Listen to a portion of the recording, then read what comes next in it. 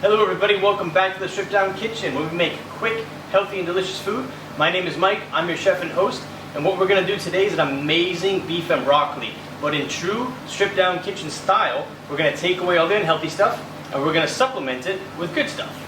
Sometimes it's a cooking method, sometimes it's ingredients, sometimes it's both. But what we're going to do today is an amazing beef and broccoli. And before we get started, we need to make it a true Stripped Down Kitchen and get rid of the jacket because we don't need it. But we are going to get started really quickly. And so, like I said, it's a beef and broccoli. It's adapted, of course, because we're doing a healthy version. And so instead of a wok, we're going to use a saute pan, again with an induction burner because we have small flats here in Hong Kong. Most of the places have induction and a really small oven. So we're going with induction and just a regular stainless steel pan. It's got a copper inlay, but nothing special. And we're going to start with getting the pan on medium high, okay? We're doing this because we're not using a wok, but we still want to get a little bit of color on the beef, and we're going to go a little bit out of order. We're going to do sort of a Western style of cooking with this, and so normally you would go in with the fat and then the aromatics and then everything else. We're going to do the beef first because I want a little bit of color on the beef. Not a lot of color because we cut them into bite-sized pieces, so it's gonna cook really quickly. And so this whole thing should go really quickly, hopefully under 10 minutes. I'm using raw beef this time to make sure that you guys can gauge sort of the timing a little bit better. As soon as the pan is, right now it's warm, and I'm going to put in a little bit of duck fat. I use duck fat because it's got a nice smoking point, it has nice flavor. You don't have to worry too much about getting the pan too hot and having it smoke. We're not using extra virgin olive oil for that reason, because this needs to get a little bit hotter than what we would normally do.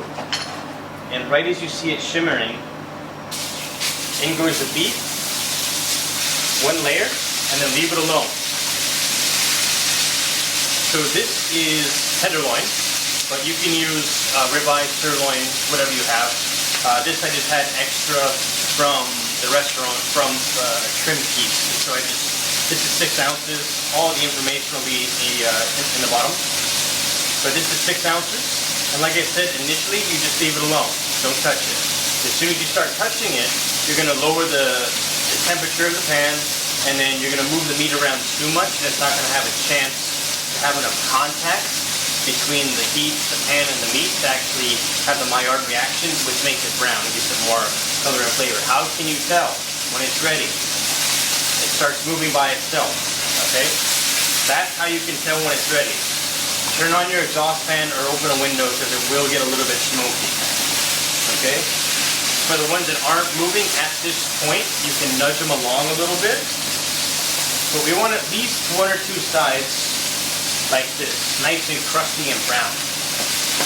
And as soon as that happens, I turn it down because I'm going to move it to the side. I don't want to keep this high of a heat the whole time. So just for a second, I'm going to turn it to low, give a quick wipe because it does splatter everywhere. And you're in the Stripped Down Kitchen, so if you're dressed like me, be careful because it will splatter. If you're at home wearing a shirt for some reason, don't worry about it. So, I have the color I want, and like I said, this is going to go fast. I only turned it down because it was too hot, and I don't want to scorch the next ingredients I put in. The first one is ginger. A nice little dice, followed by garlic and shallots. Okay? Immediately, you're going to start smelling it. And that's when you're going to start moving it around. This is the fast part, okay? Turning it back up to medium. And this is the part where you're kind of emulating the traditional style of moving it really quickly. You don't have to toss it or anything like that. Just give it a shake. After the ginger, after the garlic, after the shallots, I'm going to go a little bit of chili. You don't have to. I like a little bit of a punch, a little bit of spice. But just a tiny bit, because I want to taste everything. If you put too much chili, it's just going to be spicy and you're not going to be able to taste anything. And so basically, at this point it's been about a minute, minute and a half. The shallots are starting to go soft. We're using shallots because they're much more delicate in flavor and texture. If you use an onion, You can cut it really small and really thin, but it's not going to get as soft as fast. So continuing, these are mild red chilies, similar to a bell pepper or an Anaheim, and then in with broccoli. This broccoli has already been blanched. You can use raw broccoli, and if you do, right now is when you put in a little bit of water and then cover it. I don't recommend you do that because that's going to accelerate the cooking of the beef.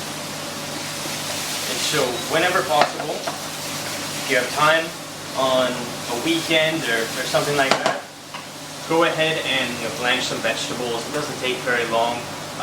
You can do the pre-cooked quinoa, which is what we have here instead of rice. We're going to use quinoa. But again, you can pre-cook it, keep it in the fridge. That's 3 to 4 days where it's going to hold.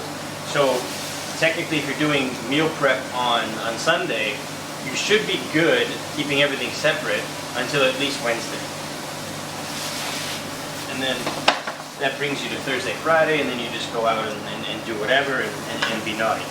And so, you can hear that the temperature's gone down because it's not making as much noise. That's because of the liquid from the broccoli. But I can see now it stopped hissing, and right now it's all this steam is coming out. And you want to keep tossing it around and getting as much heat all over the place as possible. And once you're confident that the broccoli's hot, you can take one up, you can bite it, experience, you can cut one open, whatever. You're going to continue with toasted peanuts. That's just an addition. It's not traditionally in beef and broccoli, but it's a good opportunity to add a little bit more protein, a little bit more fat. If you're allergic, that's fine. You can switch to cashew. You don't have to do it at all. At this point, I'm going to put in some liquid aminos. Tastes very, very similar to soy sauce. You can also use coconut aminos, very similar flavor. That's going to give it a more authentic flavor. And you can see that there's a little bit of juice there. That's what we're looking for. If you want more of that juice, what you're going to do is add a little bit of water. But that's enough for us. And again, remember, we're using tenderloin, or whatever you're using for that matter. It's cut relatively small. So the longer you cook it, the more overcooked it's going to be. Generally speaking, the smaller something is, the faster it's going to cook. So keep that in mind when you're cutting it. You can see that basically the sizes are the same between the broccoli and the beef and so on. And that's what you're generally looking for when you're cooking, because yes, it looks appealing, but it's also the same cooking times. It's going to heat up the same amount of time and so on and so forth. So that's generally what you're looking for. What I did there last was add a little bit of coriander leaf. Again, not super traditional, but I like the flavor. And so essentially it's done right now. You can eat it straight from the pan if you want to, but what I recommend doing is give yourself just a second, put up your bowl that you're going to serve it in, and then I have quinoa instead of rice, which again, it's a slight walk away from tradition, which would just be white rice, but this is again another chance to make a little bit of a variation in your diet.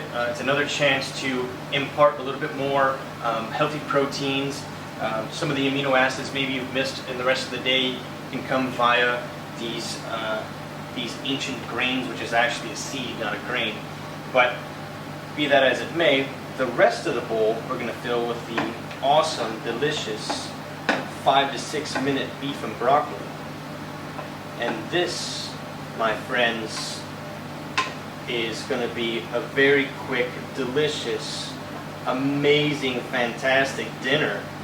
And as you saw from start to finish, as long as you have a little bit of prep done, i.e. the broccoli and the quinoa, this is only going to be a 5 to 10 minute saute. It cooks really fast. All of these ingredients you don't have to use. This is just the flavors that I like in mine. You can leave out the chili, you can add more ginger, you can leave out the ginger, you can just leave it all out and do the beef, the broccoli, and the aminos and be a purist. But essentially this is how I like to do it. If you wanted a little bit more Asian, you can also put some fresh green onions on top and maybe some sesame seeds. You can go crazy. You'd be mixing a lot of different dishes. But hey, it's your food. Who cares, right? But I just wanted to give you an idea of small changes that you can make to dishes like this, but you'll still maintain the integrity and the flavor of the original.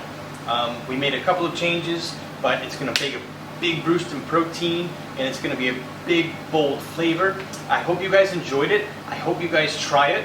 Again, all of the information is going to be right below on measurements, the quantities of protein per gram, the percentage, basically the macro breakdown will all be down there, so don't worry about it. But this is going to be my dinner. It's about 12:30 in the morning, my time. It's after service, and this is going to be my dinner. I hope you guys liked it. I hope you guys try it for dinner, and like and subscribe. Leave some feedback. I'm always willing, and I always love answering questions. If you have any questions, please ask. Until then, I'll see you next time.